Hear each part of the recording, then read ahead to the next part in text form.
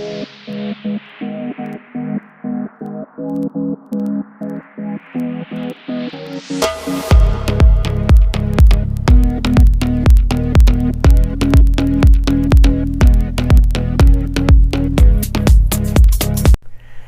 and welcome to a double recap of Darcey and Stacey Season 1. We're going to be recapping Episode 7, Race to the Altar, as well as Episode 8, The Ultimate Betrayal. All right, Darcey feels very frustrated after her phone call with Shanti. She's going to keep it quiet for now. We'll talk more about those videos. They're very peculiar.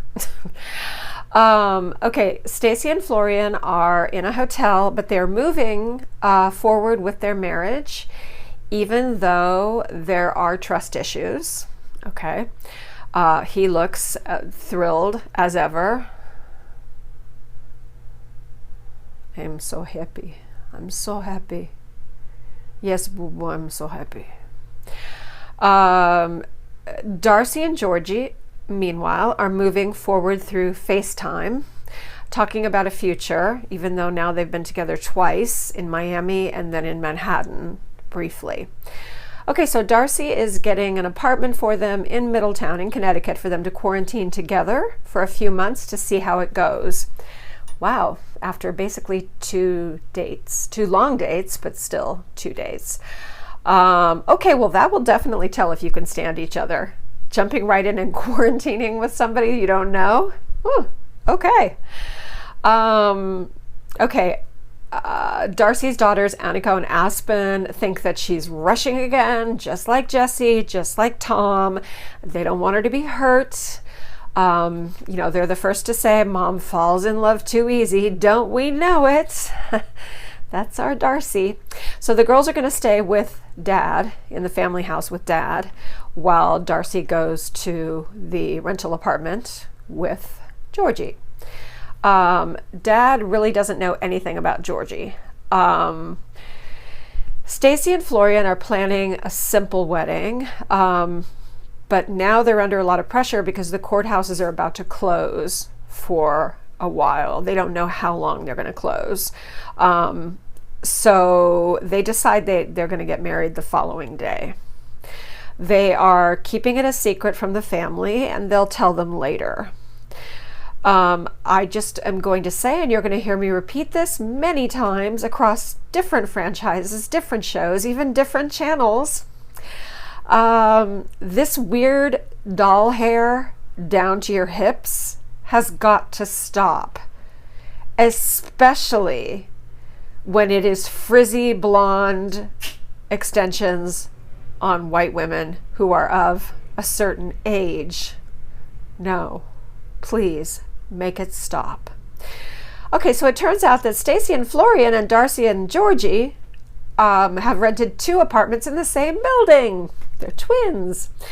Okay, Darcey, who's going to be quarantining with a stranger. All right, and then we see her kind of getting the little apartment ready, and what does she do? She does that thing that you know drives me crazy. She throws her suitcase on the bed. Suitcases are like shoes. They drag along the floor, and you don't know what they're picking up or what they're being dragged through. Why would you put it on your bed? Can you at least put like a towel down first or something? I don't know. It happens a lot in these shows. Maybe that's because most people do it. Maybe that's because most people just come into a hotel room or a new place and they just throw their bags up on the bed. I always think about where they've been. So, okay, Georgi stops to buy wine and roses, which is sweet. He seems very upbeat and optimistic. He's kind of the anti-Florian. He does seem actually a little bit more excited, but he's still Eastern European. So the word excited is relative. He's excited for an Eastern European guy. Okay, oh, he's there. The buzzer rings. She knows he's coming into the building, so she has just a few seconds while he comes upstairs to spritz on half a bottle of perfume. She's got to just be reeking. She has to be reeking of perfume when she meets any man. I can't even imagine how overpowering it must be when you go to hug her. It must be like, and something tells me Darcey doesn't wear subtle perfume. Something tells me she might be the last person to wear Angel by Thierry Mugler. I don't know. Just an idea. Okay, he arrives and, you know, they're hugging and they do seem to definitely be, you know, into each other. Something is brought up about his last name. I don't know why his last name is brought up. But Darcey, being Darcey, has to say, oh, well, that has a nice ring to it. In other words, like, let's say it's Antonov. She's like, oh, Darcey Antonov has a nice ring to it. I would love to take your last name, she says. Slow down. Slow down, Darcey. Okay. She is a strangler fig. A strangler fig will slowly grow up onto a tree and it will suck the life out of it and eventually kill the tree. And the tree itself will die and will just remain as a frame for the strangler fig, which continues to thrive.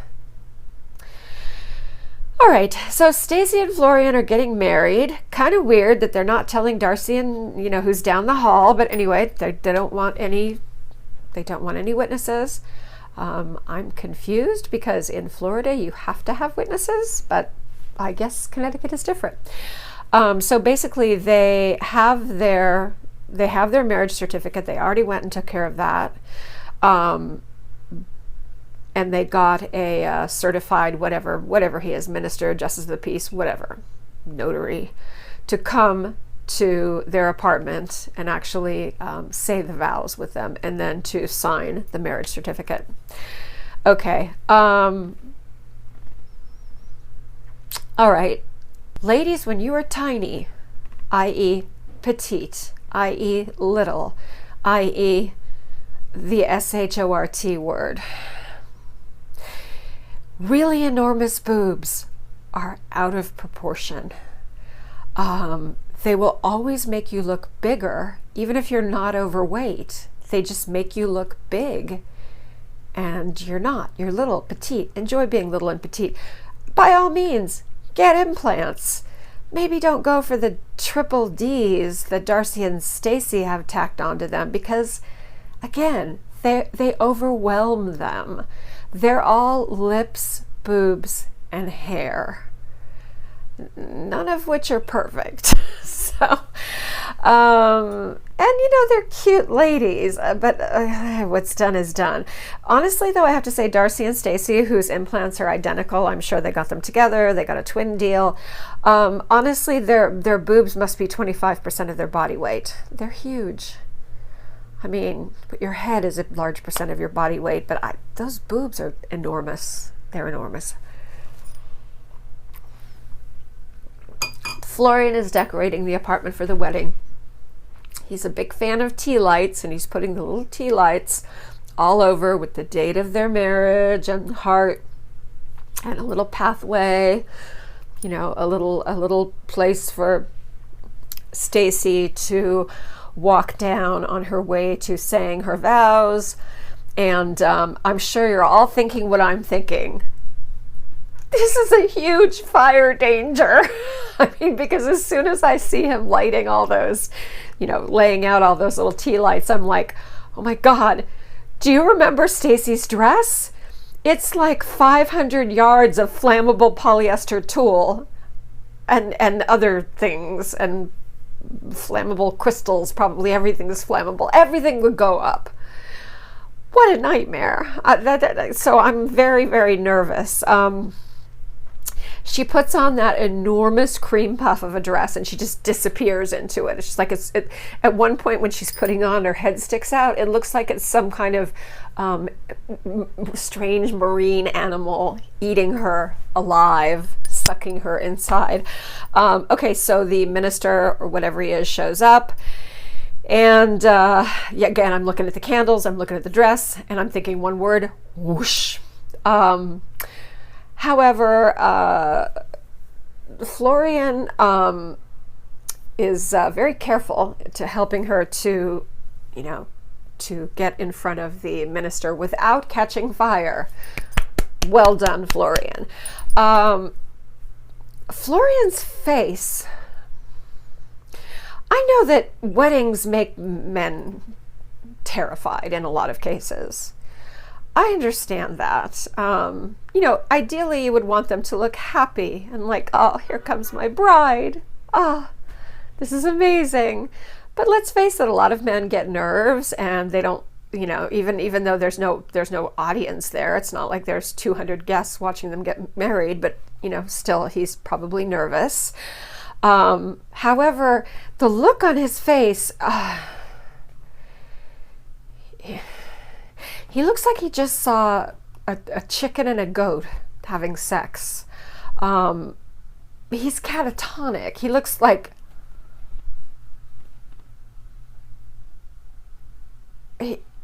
I don't know what he's thinking. Is he thinking, how did I get here? I just woke up and here I was. I don't know. Look at his posture. Look at the way he's standing. He's standing like he's waiting in line to buy cigarettes. But only if, while he were waiting in line to buy cigarettes off on the side, he happened to see a chicken and a goat having sex. It's just not. No, it doesn't look good. Okay, anyway. All right. So the minister goes to sign the license and he says, oh, wait, this license is from Middletown.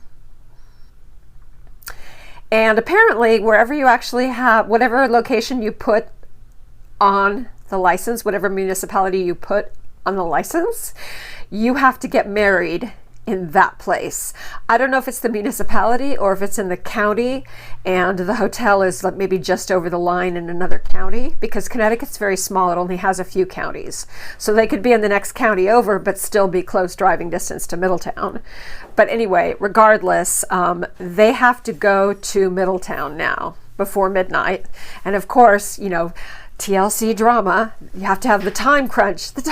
Oh my God, we have to get it done before midnight or else, we're never going to get married. The courts are going to be closed forever and we'll never get married. I mean, it's true, I guess, theoretically, they could miss the 90-day window because of the courts being closed. But I don't understand exactly why it has to, I guess that's the date. I don't know. Maybe it's real. Maybe it's real, but it sure feels fake. The fakest part is the fact that, oh,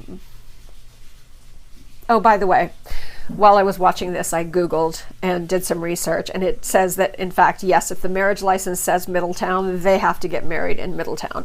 So that part was not nonsense, but them having to, we got to get there before midnight. Well, then why didn't you have your ceremony a little earlier? I don't know. I mean, yeah, they didn't know they had to go to Middletown, whatever, but it's just kind of convenient that they found out the last minute, and they were barely able to make it to Middletown to say their vows, and for him to be able to sign the license and for the marriage to be legal. Oh my God, I'm not really buying it.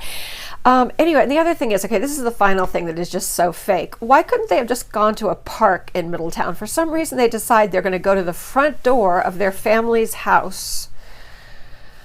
Okay, let's look at all the problems with this. They're arriving with, television lights, a full crew, cameramen, producers, and they pull up to Mike's house where Annika and Aspen are also staying, and they pull up sometime close to midnight, and everybody is sound asleep and nobody hears the commotion or sees the bright lights that are downstairs while Stacey and Florian are getting married. They're not even saying the vows quietly. So you have like loud voices, a whole production team, bright lights.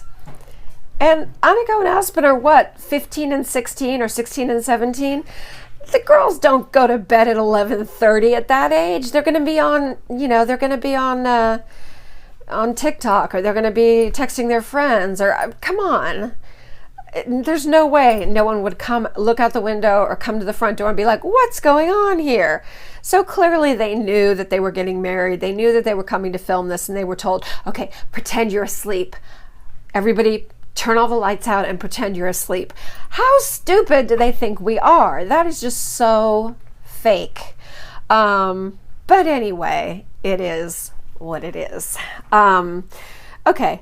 Oh, and then also, she happens to have a backup gown that would be very useful for having to jump into a car and speed off to make it to Middletown before midnight, because her cream puff wouldn't, make it through all that jumping and round and running. And so she happens to have a second white gown that's like a stretchy gown with sequins on it and feather trim.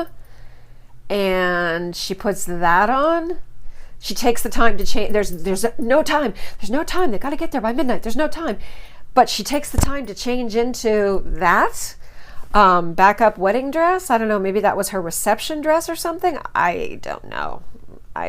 Maybe I should stop asking so many questions and just remind myself that this is TLC and this is Darcey and Stacey, and we're in the 90-day universe, and truth-seeking is not necessarily the best thing to do.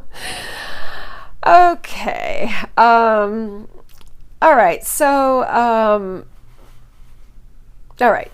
Oh, by the way, thinking about the white dress with the sparkles and the feathers, she probably has a million like that. She probably has one in pink, one in blue, one in red, one in yellow. So I can only imagine. I'd love to see their closets. Okay. All right, so Shanti is back. While Stacey and Florian are having their honeymoon, Darcey and Georgi are enjoying their time together, but it's been one night, and I think all they've done is had sex, maybe go to sleep, eat breakfast. Anyway, she's like, it's been great. It's been great. Okay, all right, she, of course, Darcey has the video of Shanti and Florian being quote-unquote intimate. Shanti is trying to make it sound like, look, we had sex at a time when he said he was broken up with Stacey, but he wasn't. That video is weak and really silly. I don't understand what the point of it is. The sex is obviously fake. I mean, he's supposed to be like doing her from behind, but he's like 3 feet away. And she's just staring into the camera going, oh yeah, like a really bad porn actress. Why would he want to fake sex on some chick's phone? This whole thing is so weird. Are they doing is there some kind of like market for online R-rated porn in Albania? Maybe they're really strict and you can't have like hardcore porn, so you have to do this kind of miming sex thing with your clothes half on so that nothing's really showing, and that is internet porn in Albania? I don't know. She's also wearing, in these scenes where she's going she's wearing the same blue lace thing that she's wearing in the other video. So this is not another incident. I think all of this is like one evening, and I don't exactly understand what the point of the evening was. It seems like the point of the evening was to make some drama for the Darcey and Stacey show. It just doesn't make sense. Why would you come over and say, yeah, let's have fake sex and fake make out? What? It's really stupid. Anyway. But of course, Darcey's treating it like this is a sign of his infidelity. Well, not really. This is a sign of him kind of like, air humping somebody. I like the way when they're supposed to be having intercourse, he's like 3 feet behind her. Like, how does that work? All right, but of course Darcey wants Stacey to see the video, so she's very, very, of course she's very conflicted. She wants her to show her the video, but she's gonna wait. She's gonna wait for now. Of course she is. Okay. So that was a silly little episode. Now we're gonna go on to episode 8, The Ultimate Betrayal. Okay. Georgi tells Darcey that he's still married. He's separated, he's going through a divorce, he hasn't seen his ex for a year. Well, what's taken so long? Why aren't you already divorced? But whatever. And Darcey tries to make it sound like he didn't tell her right away. He says that he told her when they were in Miami together, to which she replies, well, there was so much drinking involved. So what, you drank so much that you can't remember whether he told you that he was married?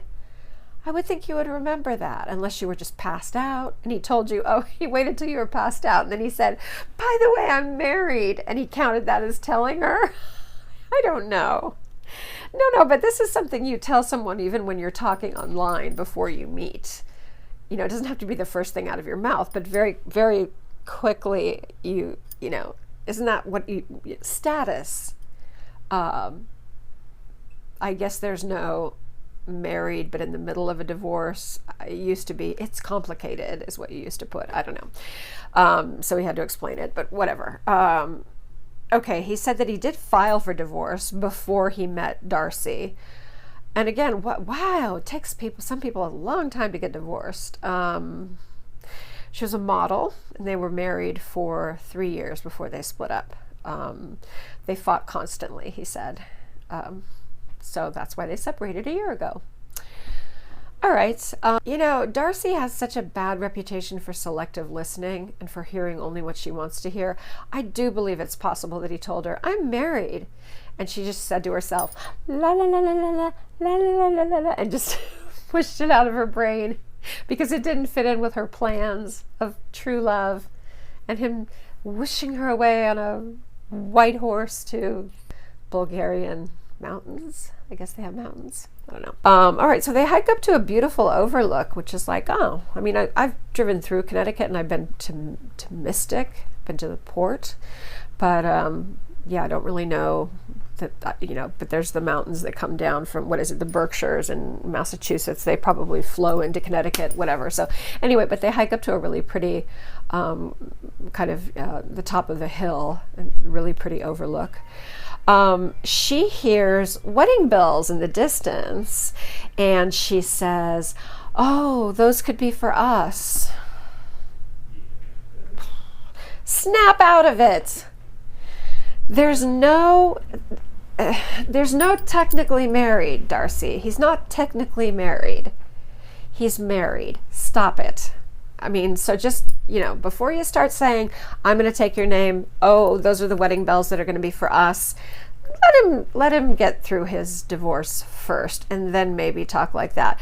You know, because you have a tendency to do that even with guys who are single, and it's scary and it's off-putting and it's not sexy. So maybe just don't do that. Maybe just stop. Okay. All right. All right. And then here comes the ugly crying. And she's thinking about this and she's saying, why do I always get effed over? Because you rush into everything and because you're desperate to be loved and to have a man.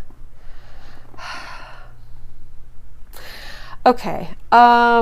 She says that she will stay by his side and see this through with him, and she will be with him through his divorce. Of course you will.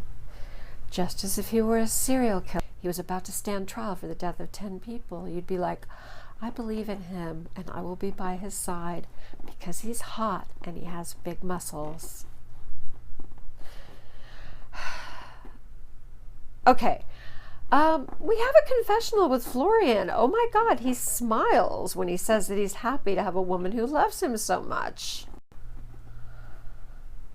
He looks 300% cuter when he smiles. All right, Stacey is trying to make Florian fat. She takes him to a drive-thru where she orders frappuccinos and donuts and breakfast sandwiches. And yeah, she's going to do everything she can to turn him into a flabby American guy. Yeah, good. Get him hooked on American fast food. Because I know that body is really important to you, Stacey. So you may want to be careful with that. And, you know, it's not healthy for you or for him anyway. All right, they're going to go ahead. They decide they're going to tell Darcey and Georgi that they're married. She knows Darcey will be really hurt. So the four are going on a picnic. And this is going to turn into, you know, this is going to turn into a big competition over who has the hotter guy. Darcey wants to show Stacey the new videos from Shanti, which are not really new. It's just more of the same old crap that she's seen before. Shanti, the video vixen, she's so fake in the video, staring in the cameras. Yeah,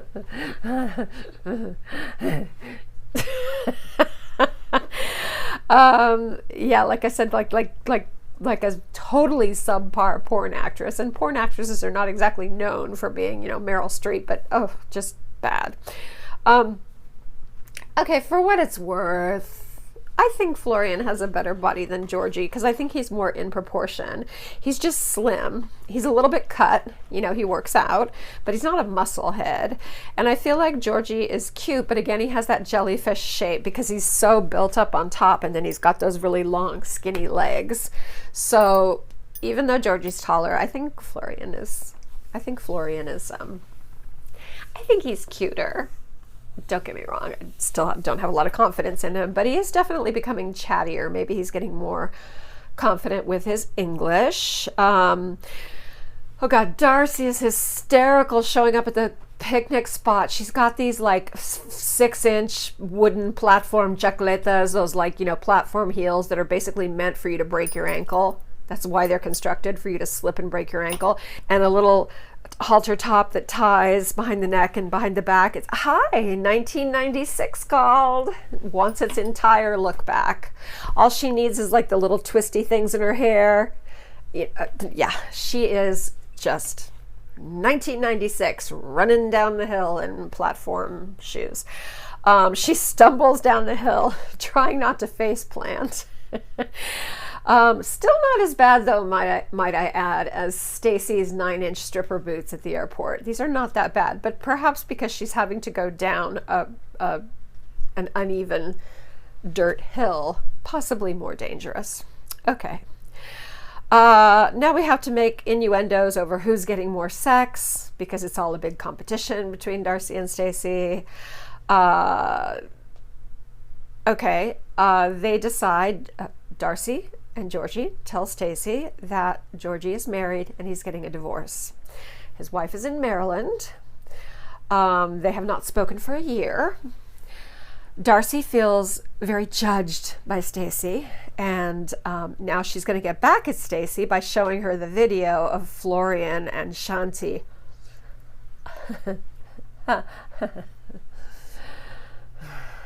Okay.